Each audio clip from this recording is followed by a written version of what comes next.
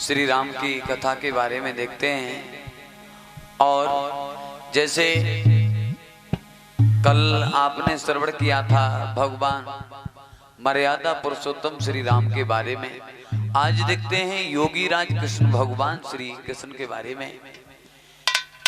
आदरणीय समस्त श्रोतागण बंधु, प्यार के कन्योक बच्चे, सीता और अनसुईया जैसी इस भारत भूमि पर पलने वाली मेरी माताएं व बहनें, आज श्री व्यास नंदन श्री सुखदेव भगवान समझा रहे हैं, हे राजन परीक्षित, आज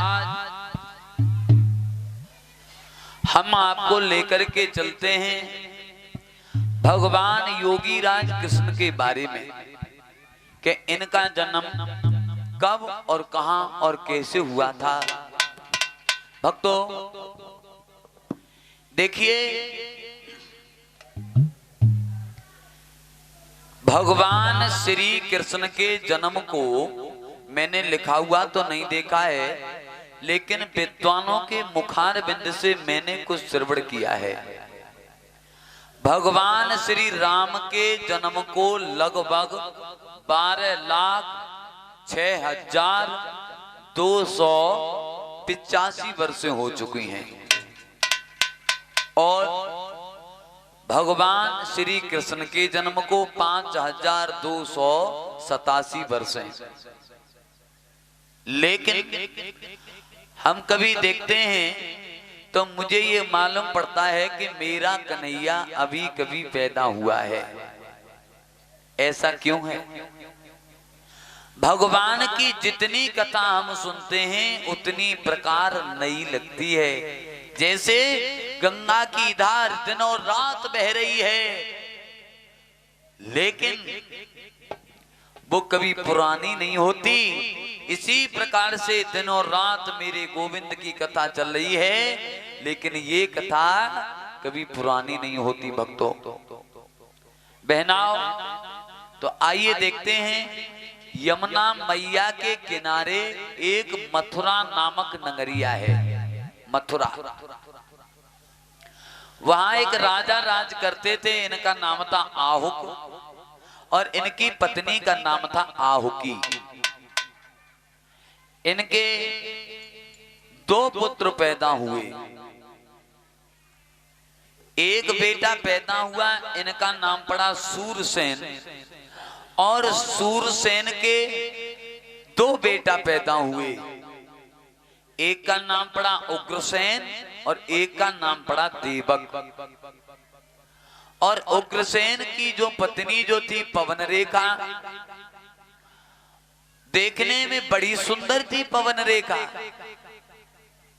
और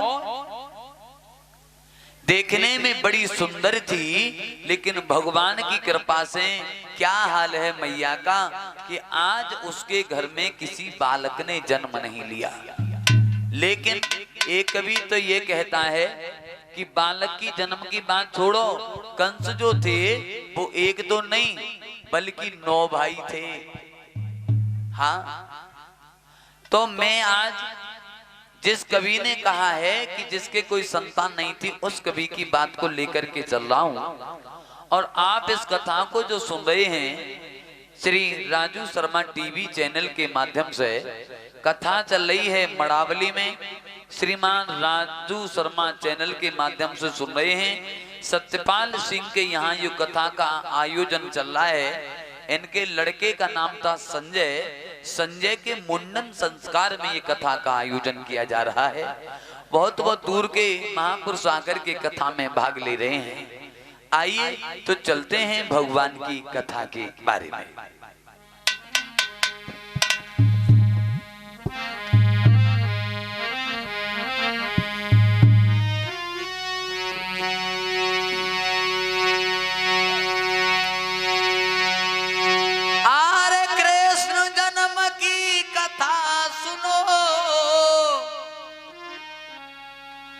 हम सबको आजू बताएंगे और समझना चाहो समझ लियो, बस इसीलिए समझाएंगे।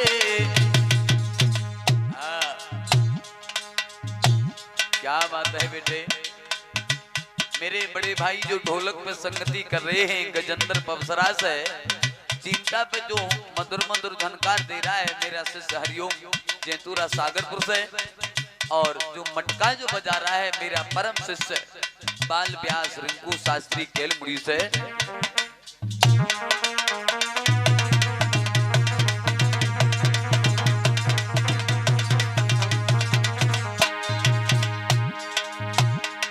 होनी कैसे हुई जाती है, होनी कैसे हुई जाती है, हम सबको आज बताएंगे।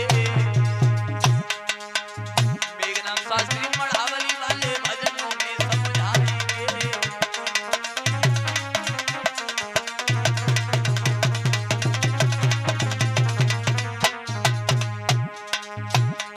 भैया अब कथा हमारी कहते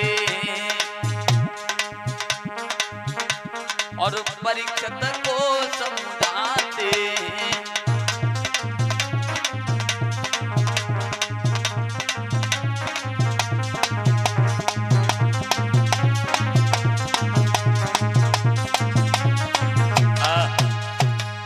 व्यास नंदन श्री सुखदेव जी समझाने लगे, हे राजन परीक्षक, आज व्यास नंदन श्री सुखदेव जी समझाने लगे, हे राजन परीक्षक, इधर उग्रसेन के बारे में देखते हैं, उग्रसेन के बारे में देखते हैं। उग्रसेन की रानी का नाम था पवन रेखा, लेकिन पवन रेखा के गर्भ से किसी संतान ने जन्म नहीं लिया।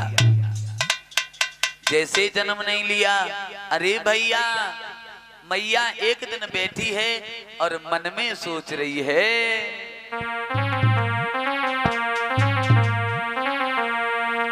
कि प्रभु तेने कहाँ नजर डाली, मेरे भयो न कोई लाल।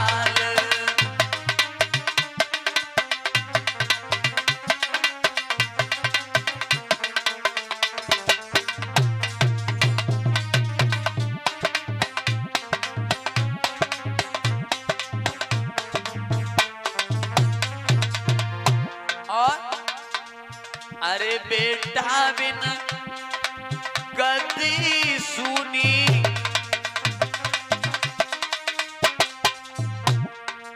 अरे बेटा बिन गद्दी सुनी, हो रही आगी पेट में दूनी।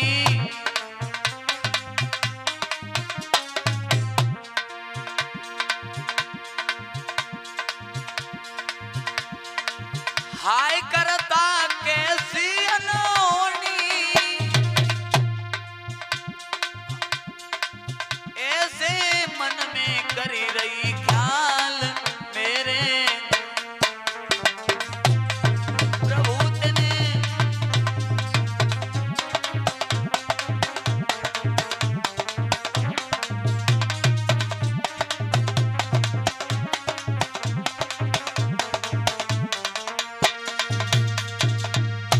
भगवान के भक्तों, आज मैया सोच रही थी, उसी समय बांधी को बुलाया और कहा, बहना अरे बांधी लई बुलाई, कहीं समझाई चली ने कजारी। कहाँ जाऊं और मेरे सैया को टेर के महलन में बहना लारी।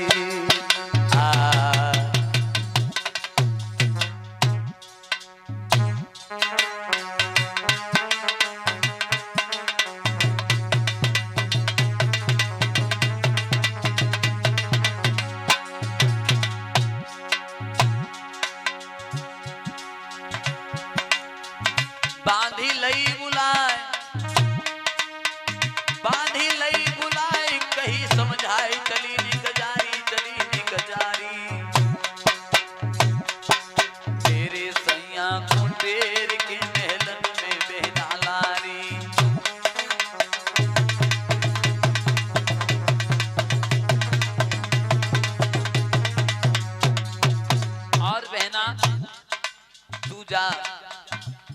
राकेश जो लालपुर से आए हैं, बेटा मेरे पास आ जाओ।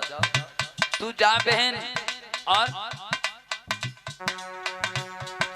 तू सुने बहना मेरी बात, तू ये समझा तू जल्दी जाइए। और तुम रानी रही भुलाए भुलाए कहीं रहिए।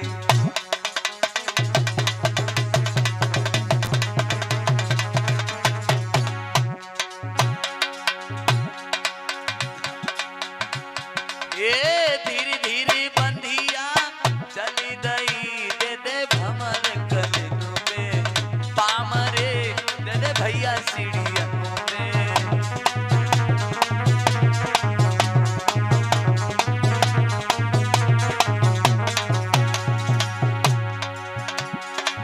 हाथ जोड़ी राजा सु कहीं महारानी रही है, बुलाई रे महारानी रही है।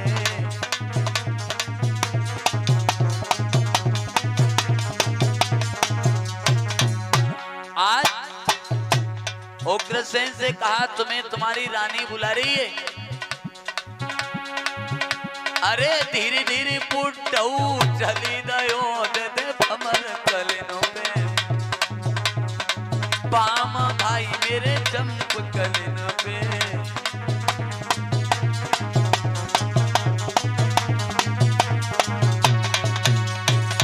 आज चले और जाकर के पवन रेखा के यहाँ देखा, और जैसे ही पवन रेखा के पास पहुंचे,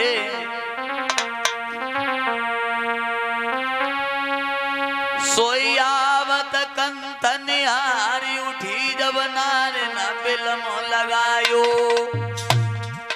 पवन रेखा ने और ले पंखा ढोरे प्यार रे के परम आए सुख पायो। आइए महाराज,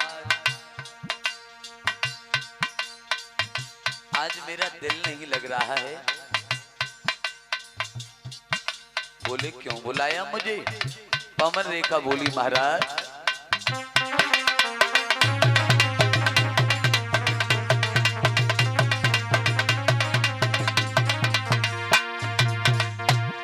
लेकिन एक बात का ध्यान रखना राजू शर्मा जी,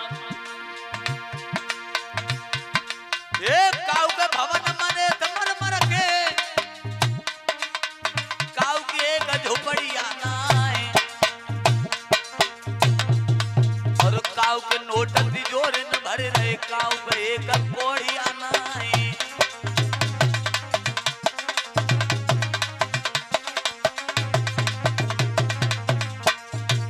और काऊ के लड़का 10-10 खेले, काऊ पे एक छोरी आना है, और काऊ के बंद रहे हाथी घोड़ा, काऊ पे एक बकरी आना है।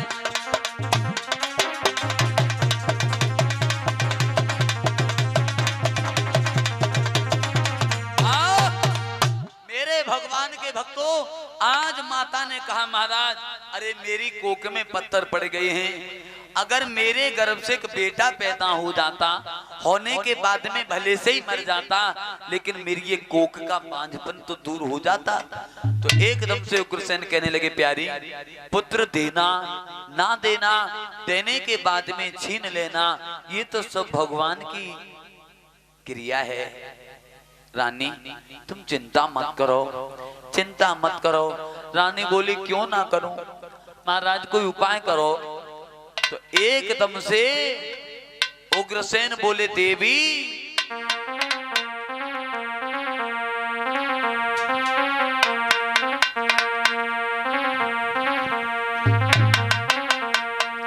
सावा राती नींद नहीं आती है, ओए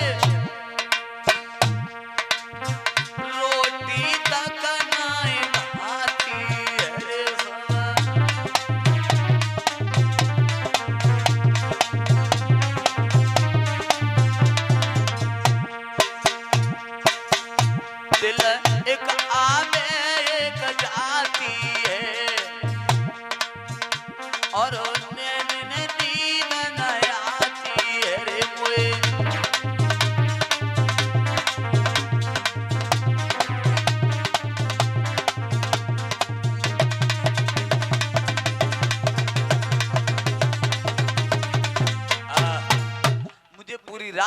नींद नहीं आती है। आज महाराज उग्रसेन समझा करके बोले हैं, देवी तुम चिंता मत करो, भगवान जो करेगा वो होगा। लेकिन याद रखना माताएं बहनों, माता पवन रेखा मासिक धर्म से निवृत्त हुई थी उसी दिन। उसने कहा महाराज आज मेरा घर में बैठे बैठे थोड़ा मन कम लग रहा है, क्या मैं कहीं घुमाऊं? बोले तो इसमें कौन सी बड़ी बात है, लेकिन हम नहीं जा पाएंगे, हम नहीं जा पाएंगे। क्यों? कि हमने कल अपनी अदालत में इतने मुकदमा छोड़ दिए कि हम उन्हें निपटा नहीं पाए, आज उन्हें दिन में निपटाना है। अच्छा, संग की सहेलियों को लेकर के ये पवन रेखा चली जा रही है, एक प्यारा सा गीत गुनगुनाती हुई जा रही है बगीचा में। क्या?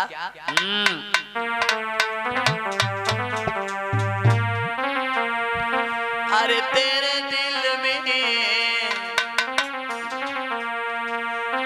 दिल में बसूंगी ओ साजना,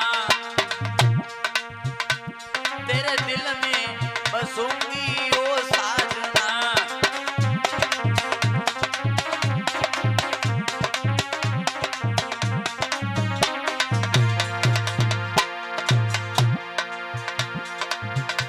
सजना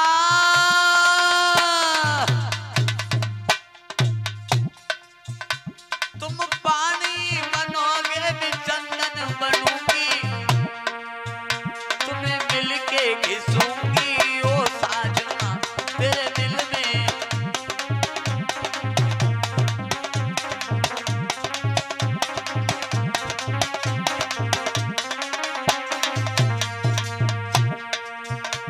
और ये 51 रुपए मेरे पास भेजे हैं श्रीमान सुरेश कुमार लाला, हमारे जो गुरुदेव थे स्वामी देवराज लाला जी, उनके आशीर्वाद से हम यहाँ तक पहुंचे हैं। तो इनके ये सुपुत्र हुआ करते हैं सुरेश कुमार लाला, 51 रुपए का आशीर्वाद मुझे भेज रहे हैं। प्रभु से कामना करते हैं प्रभु इन्हें सदैव सद्बुद्धि प्रदान करे, सदैव मान सम्मान मिलता रहे, धन दौलत में भंडार भरते रहे कन्हैया।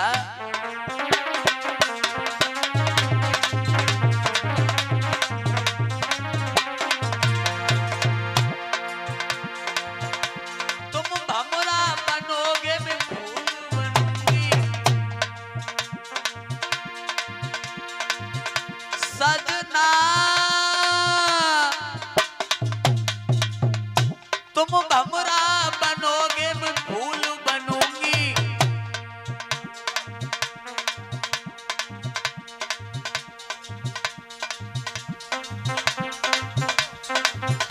बागों में मिलूंगी ओ साजना तेरे दिल में।